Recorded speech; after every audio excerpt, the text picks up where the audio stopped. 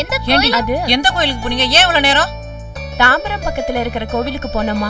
எதுக்குடி அவ்வளவு தூரம் போனீங்க? பக்கத்துல ஏதாவது ஒரு கோயில் போயிட்டு வேண்டியதானே? ஏம்மா இப்படி இருக்க நீ? எந்த கோயிலுங்கறதா முக்கியம்? எவ்வளவு தூரம் இருக்கு, பைக்ல எவ்வளவு நேரம் டிராவல் பண்றோங்கிறது தான் முக்கியம். இது கூட தெரியாம நீ எல்லாம் ஒரு 21ஆம் நூற்றாண்டு அம்மா. எனக்கு என்னடி தெரியும் இத பத்தி எல்லாம்?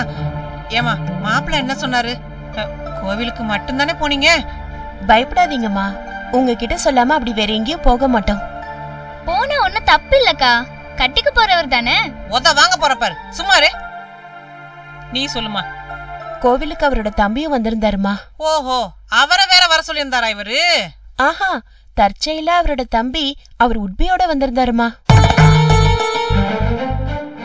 சரிதான், குடும்பமே கோவில்ல பாக்குற முடிவுல இருக்காங்களா? விளங்கிடும். யாரடி இந்த பொண்ணு? அவங்க மாமா பொண்ணாமா. ரொம்ப அலட்டல்மா, தாங்கவே முடியல தெரியுமா. என்னமோ இவர் குடும்பத்தை பத்தி தனக்கு தான் எல்லாம் தெரியுங்கிற மாதிரியும், நான் மூத்த மருமகளா போனாலும் அங்க அவ வச்சதுதான் சட்டங்கிற மாதிரியும் எப்படி எல்லாம் பேசினா தெரியுமா. சரிதான், இப்பவே ஓரகத்தி சண்டை வர ஆரம்பிச்சிருச்சா? ரொம்ப நல்லா இருக்குடி. நான் ஏன் சண்டை போட போறேன்? அவதான் வாய் ஓயாம ஓட்ட ஸ்பீக்கர் மாதிரி பேசிக்கிட்டே இருந்தா. நான் கம்முன்னு கேட்டுட்டு திரும்பி வந்துட்டேன். ஏங்கா மாமா உனக்கு சப்போர்ட் பண்ணி பேசலையா? சண்டை எல்லாம் இல்லடி, அந்த பொண்ணு கொஞ்சம் ஓட்ட வாயின்னு நினைக்கிறேன். சரியான லொட்ட. ஐ, இது நல்லா இருக்கே. அப்படி என்னதான் சொன்னா அவ? அத்தை மாமாலாம் அவளுக்கு பயங்கர செல்லமா. அந்த வீட்டை பத்தி சின்ன வயசுல இருந்தே அவளுக்கு நல்லா தெரியுமா. அத்தைய மிரட்டி அதிகாரம் பண்ற அளவுக்கு அவளுக்கு இப்பவே அங்க செல்வாக்கு இருக்கான். அவ கடக்கறா விடுமா. உனக்கு கல்யாணம் ஆகி நீ அந்த வீட்டுக்கு போனதுக்கு அப்புறம் தானே அவங்க வரப்போறா. அவ வரத்துக்குள்ள நீ போய் ஒரு வழி பண்ணி எல்லாரையும் கைக்குள்ள வச்சுக்கோ, சரியா போச்சு. ஒரு வழி பண்றதுன்னா என்னமா? தெளிவா சொல்லுமா, இல்லனா அக்கா கன்ஃபியூஸ் ஆயிடுவா. அது ஒண்ணு இல்லடி, ஒரு பொம்பளை நினைச்சா யார வேணாலும் எப்படி வேணாலும் மடைக்க. அந்த பொண்ணு நல்லவளா அடக்க ஒடுக்கமா இருந்தா பரவாயில்ல. அதிகாரம் பண்ற ஆசையில வந்துட்டா என்ன பண்றது? அவளை அடக்கிதானே வைக்கணும். அத சொன்னேன். என்னமோ போ, முதல்ல உங்க அக்காவுக்கு நல்லபடியா கல்யாணம் முடியட்டும், மிச்சதெல்லாம் அப்புறம் பாத்துக்கலாம். கொண்டாடி. என்னப்பா, இங்க தானே இருக்கேன், பேர் சொல்லி கூப்பிட்டா என்ன? வாயில என்ன கொழுக்கட்டியா வச்சிருக்கீங்க? நான் ஒன்னு சொன்ன கேப்பியாமா? ஓ மை காட், அப்பா நீங்க ஐடியா கொடுக்க போறீங்களா? I can't believe this. ஏய் நீ சும்மாரு. நாளைக்கே மாப்பிள்ளை வீட்டுக்கு போ. போகும்போது கோயில் பிரசாதம் ஏதாவது எடுத்துட்டு போ. அத்தைய பார்த்து பிரசாதத்தை கொடுத்துட்டு கால்ல விழுந்து ஆசீர்வாதம் வாங்கிக்க. நான் எப்படிப்பா அவங்க வீட்டுக்கு போக முடியும்? ஐயோ, அவங்க அம்மாவை கரெக்ட் பண்ணு. வீடு ஃபுல்லா உன் கண்ட்ரோல்ல வந்துரும். புரியுதா?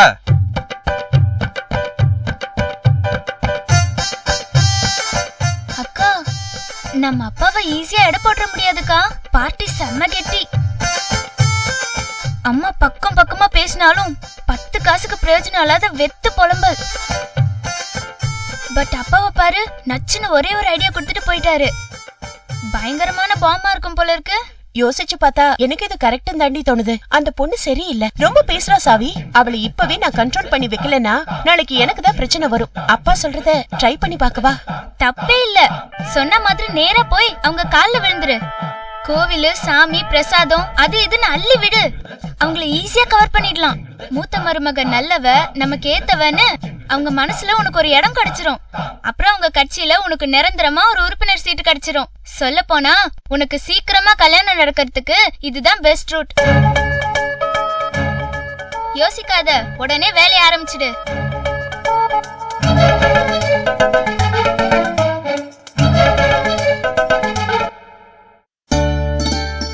வீட்டாண்ட ஒரு கிழவி வருதண்ணி. இப்படிதான் மொத்தமா எங்க இருந்தா உதிரிப்பு எடுத்துட்டு வருவாங்க. ஊர்ல எல்லாரும் ஒரு விலை சொன்னாங்கன்னா இதுக்கு மட்டும் எப்படிதான் கம்மி விலைக்கு கட்டுப்படி ஆகுதோ. படி 15 ரூபாய் 20 ரூபான்னு தான் கொடுத்துட்டு போகுது. மனசுதான் சாமந்தி. விலைன்னு ஒண்ணு இருக்கா என்ன? நாம என்ன தீர்மானிக்கிறோமோ அதுதான் விலை. நேத்து தங்கத்தோட விலை 200 ரூபாய் குறைஞ்சிருக்குன்னாங்க, இன்னைக்கு 200 ரூபாய் கூடி இருக்குன்னு சொல்றாங்க. தங்கம்மா சொல்லுது எனக்கு என்ன விலைன்னு. எல்லாமே மனுஷங்க தான். நானும் அதுதான் சொல்லணும்னு நினைச்சேன் அண்ணி. என் வீட்டுக்காரர் நினைச்சா எனக்கு ரொம்ப பயமா இருக்கு. மனுஷன் ஒரு நாளை போல மறுநாள் இருக்க மாட்டேங்கிறாரு. என் மாப்பிள்ள போல ஒருத்த உண்டாண்டு ஒரு நாள் பேசுறாரு,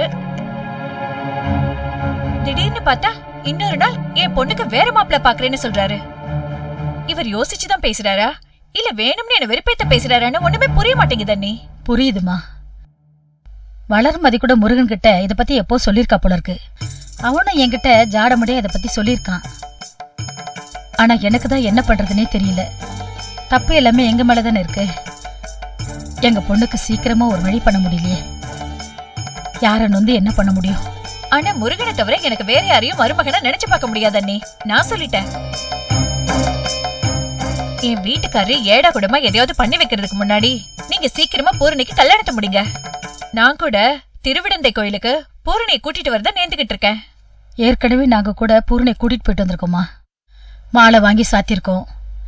எல்லா சாமியும் நல்லது செய்யும் தான் நினைக்கிறோம். எந்த சாமியுமே நல்லது செய்யலனாலும் ஏதாவது ஒரு சாமி கண்ணை திறக்காதா என்ன? நானும் தினம் சாமி வேண்டிக்கிட்டு தான் இருக்கேன்.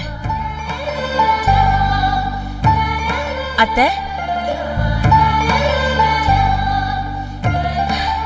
காயத்ரி வாமா.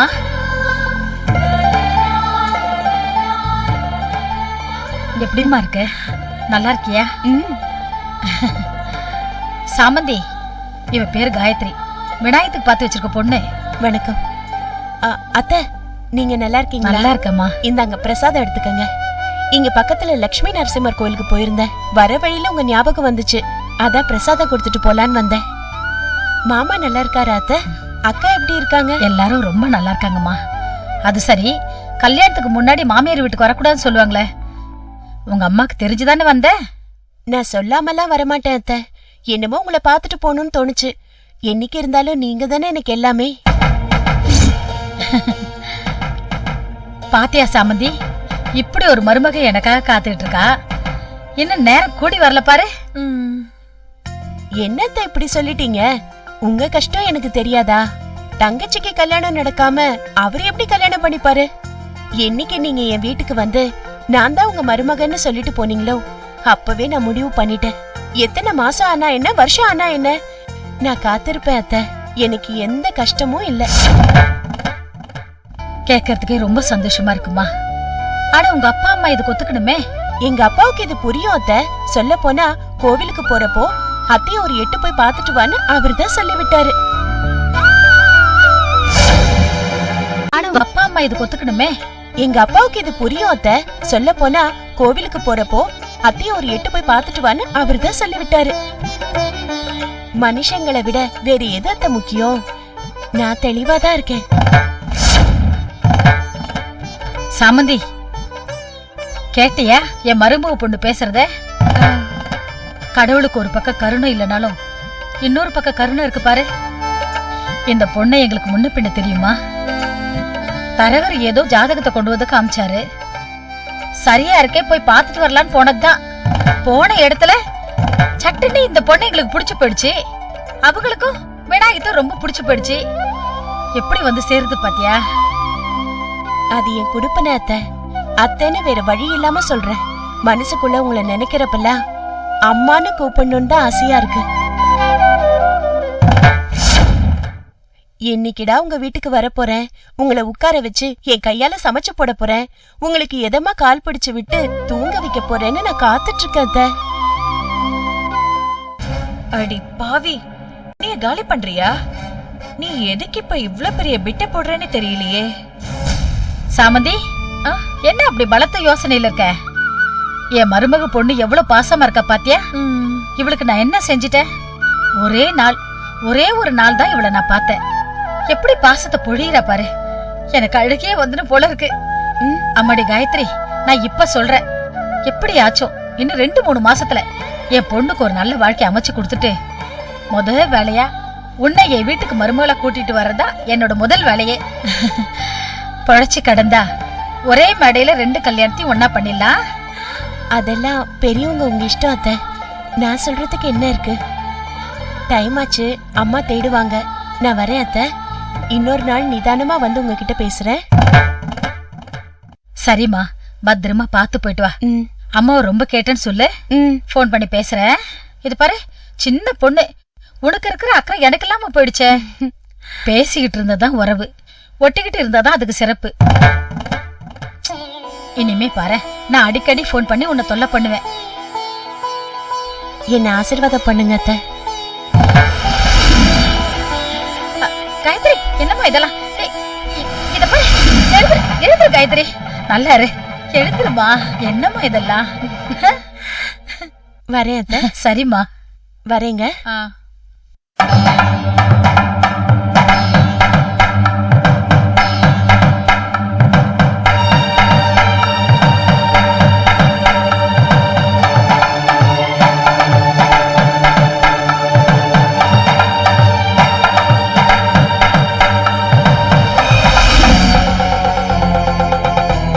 நான் தான் உங்க மருமகன்னு சொல்லிட்டு போனீங்களோ அப்பவே நான் முடிவு பண்ணிட்டேன்.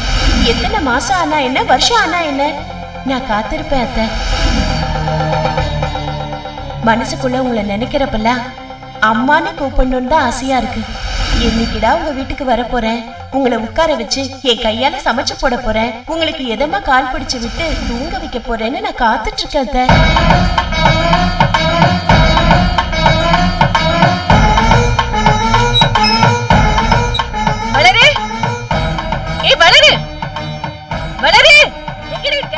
அம்மா நான் கிச்சன்ல இருக்கேன். வளரு, இங்க என்னடி பண்ணிட்டு இருக்க? என்னம்மா எதுக்கு இப்படி ஏல விட்டுக்கிட்டே வர? என்ன நல்லா கேள்வி கேளு. அங்க ஒருத்தி உங்க அத்தைய நல்லா வளைச்சு போட்டு ஊர்ல இல்லாத உத்தமின்னு சர்டிபிகேட் வாங்கிட்டு போயிட்டா. நீ என்னடான்னா உன் மாமாவை மனசுக்குள்ளேயே நினைச்சுக்கிட்டு என்னைக்காவது மாங்கா விழும் ஊர்கா போடலான்னு இங்க உட்காந்து கனவு கண்டுட்டு இருக்க. என்னம்மா சொல்ற? யார பத்தி பேசுற? எனக்கு ஒண்ணுமே புரியல. அதாண்டி உன் மாமனோட அண்ணனுக்கு பாத்திருக்காங்களே ஒரு பொண்ணு, அவ பேர் கூட காயத்ரியோ சாவித்திரியோ, அவளதான் சொல்ற. நாங்க போயிருந்தப்போ தற்செயலா வீட்டுக்குள்ள வர மாதிரி வந்தா. அப்புறம் பார்த்தா ஏதோ ஒரு பிரசாதத்தை எடுத்துக்கிட்டு இந்தாங்க அத்தை பிரசாதம்னு சொல்லிட்டு அப்படியே ஒடுங்கி நடுங்கி நின்னு ஒரு ஷோ காட்டினா பாரு. உங்க அத்தை அப்படியே சுருண்டு விழுந்துட்டாங்கடி. அன்னைக்கு நம்ம கோயில்ல பார்த்து பேசினதுனாலதான் அவ இப்படி வந்து ஒரு பிட்டு போறாளா?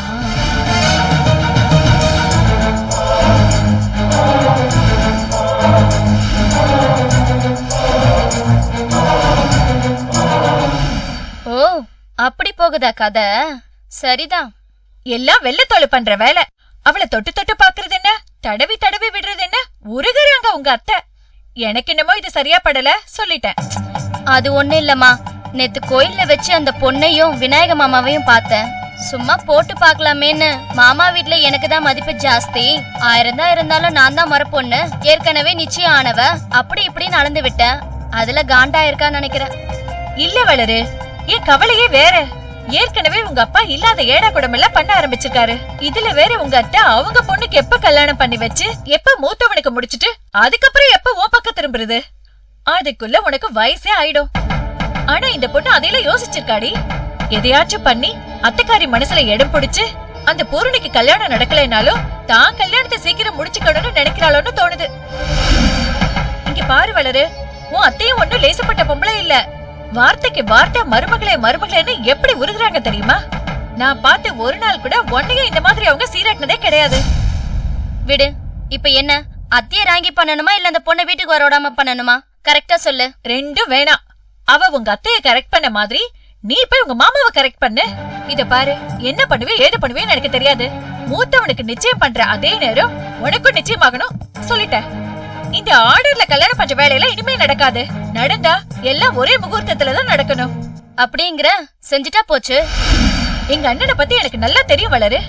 உனக்கு தெரியாது அவரை பத்தி? அவர் பாசத்துக்காக ஏங்குற மனுஷன். உன்னை அவருக்கு ரொம்ப பிடிக்கும். ஆனா அதை வெளிக்காட்ட இது வரைக்கும் சந்தர்ப்பமே வந்ததில்ல. நீ என்ன பண்ற? இனிமே எங்க அண்ணன் வீட்டுக்கு போனேன்னா மத்த யாரையும் கண்டுக்கவே கண்டுக்காத. எங்க அண்ணன் கூடவே இரு. அவருக்கு பிடிச்ச மாதிரி நடந்துக்க. எதையெல்லாம் செஞ்சா அவர் உச்சி குளிருவாருன்னு பார்த்து பார்த்து பண்ணி எப்படியாச்சும் சீக்கிரமா உனக்கும் முருகனுக்கும் அவரே தேதியை குறிக்கிற மாதிரி பார்த்து நடந்துக்கணும். புரியுதா? இப்ப சொல்லிட்டல, இனிமே பாரு.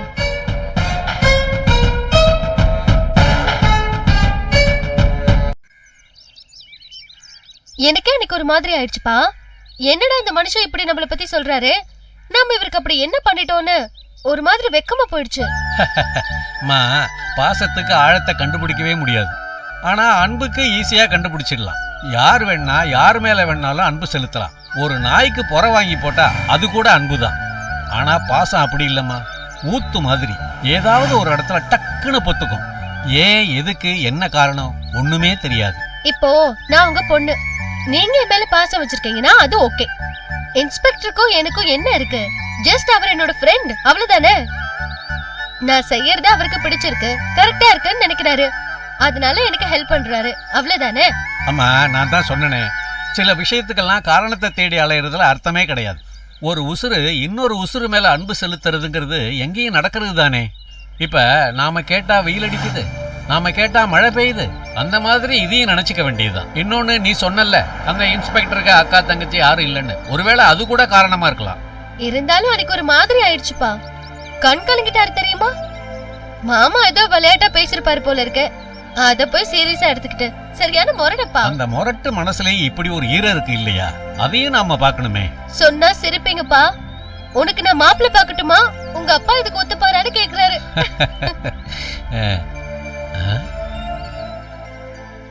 என்னப்பா நின்னுட்டீங்க? இன்ஸ்பெக்டர் உள்ள இருப்பாருல்ல? அது எங்க போகுது, சேர தேய்ச்சிக்கிட்டு இங்கேதான் கிடக்கும். வரீங்களா? பாத்துட்டு போலாம். வாமா பாக்கலாம்.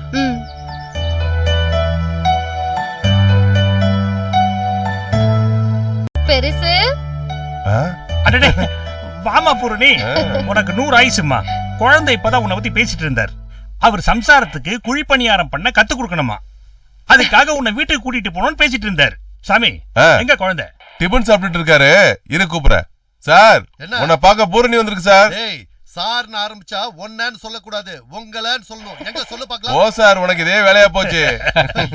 ஐயோ, இங்க எப்பவுமே இப்படிதான் சார், தமாஷா. வாமா. அடடே சார், நீங்களும் வந்திருக்கீங்களா? உட்காருது. பரவாயில்லைங்கய்யா, இருக்கட்டும். எப்படி இருக்கீங்க? நல்லா இருக்கேன்யா. பூரணி உங்களை பத்தி தான் பேசிக்கிட்டே வந்தா. இப்படி வர்ற வழிதானே, ஸ்டேஷனை பார்த்ததும் உங்களை பார்த்துட்டு போலாமேன்னு வந்தேன். அதோட இல்லாம நீங்க பூரணிக்கு மாப்பிள்ளை பாக்குறதா வேற சொன்னா. ஆமா, ஸ்டேஷன்ல வேலை வெட்டி ஒண்ணு இல்ல பாருங்க. தப்பா நினைச்சிடாதீங்க, நம்ம லிமிட்ல கிரைம் ஒண்ணு இல்லேன்னு அர்த்தம். அவர் எத்தனை மணி நேரம் தான் சும்மாவே உட்காந்துட்டு இருப்பாரு, அதான் உருப்படியா ஏதாவது பண்ணலாமேன்னு யோசிச்சிருப்பாரு. தொழில் மாறிடு போது பெருசு, அப்பப்போ கொஞ்சம் போலீஸ் வேலையை பார்க்க சொல்லுங்க. பூர்ணி, ரொம்ப ஓட்டாத. உங்க அப்பா மட்டும் ஓகேன்னு சொல்லட்டும், 100 மாப்பிள்ளைகளை கொண்டு வந்து உன் முன்னாடி நிறுத்துறேன். தாராளமா பாருங்கய்யா. நான் பார்த்து முடியாத விஷயம் நீங்க முயற்சி பண்ணி நடந்ததுன்னா நல்லது தானே, நடக்கட்டுமே. சரி சார், நீங்க சொல்லுங்க, உங்க பொண்ணுக்கு எப்படிப்பட்ட மாப்பிள்ளை வேணும்? ஐயா, நாங்கெல்லாம் மிடில் கிளாஸ், எதிர்பார்ப்புகளோடயா வாழ்ந்துகிட்டு இருக்கோம். ஏதோ நல்லவனா இருக்கணும், படிச்சவனா இருக்கணும், பிக்கல் பிடுங்கள் இல்லாத குடும்பமா இருக்கணும். என் பொண்ண நல்லபடியா வச்சு பாத்துக்கிறவனா இருக்கணும். வேற என்னத்தை எதிர்பார்க்க போறோம்?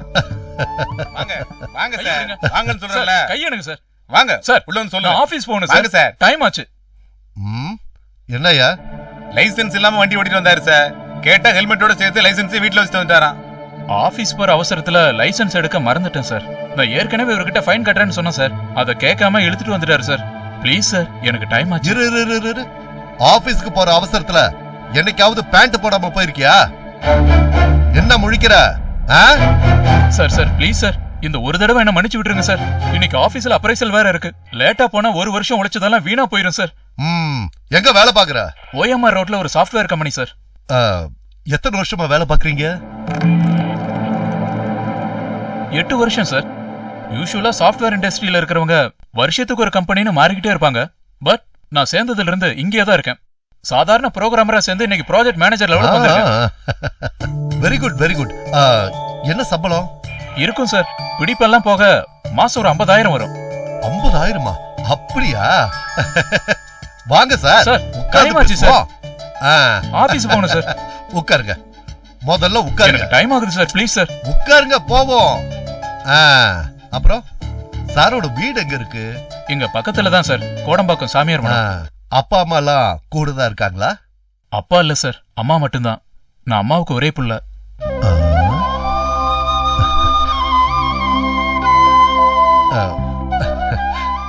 அப்படின்னா வீட்டுல பிக்கல் புடுங்கல் எதுவும் இல்லன்னு சொல்லுங்க.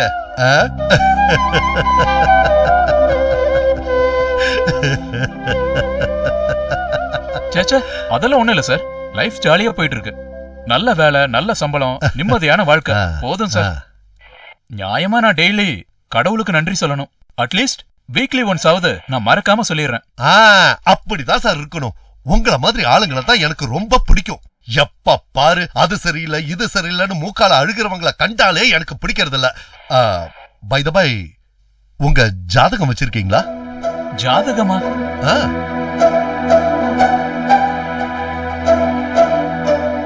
இருந்துச்சு சார். மேரேஜ் டயத்துல எங்க மாமனார் வீட்டுக்கு கொடுத்து அனுப்புனாங்க. பொண்ணு ஓகே ஆகி கல்யாணம் இமீடியட்டா செட் ஆனதால திருப்பி கேட்க தோணல.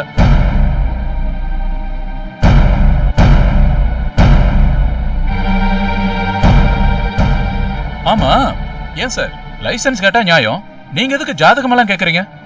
என்னது கல்யாணம் ஆயிடுச்சா? ஆமா சார், 2 மாசத்துக்கு முன்னாடி தான் ஆச்சு. ஏன் சார் இதை கேக்குறீங்க? யோ பெருசு, இங்க வாயா. என்ன குழந்தை? லைசென்ஸ் இல்லாம வண்டி ஓட்டின குற்றத்துக்காக இவனை உள்ள கூட்டிட்டு போய் 40 தோப்புக்காரனை போட வச்சுட்டு வெளியே அனுப்பு. கூட்டிட்டு போ. சார் என்ன சார் இதெல்லாம்? சார் நான் ஆபீஸ் போகணும் சார். சார் எனக்கு லேட் ஆச்சு சார். சொன்னா கேளுங்க சார்.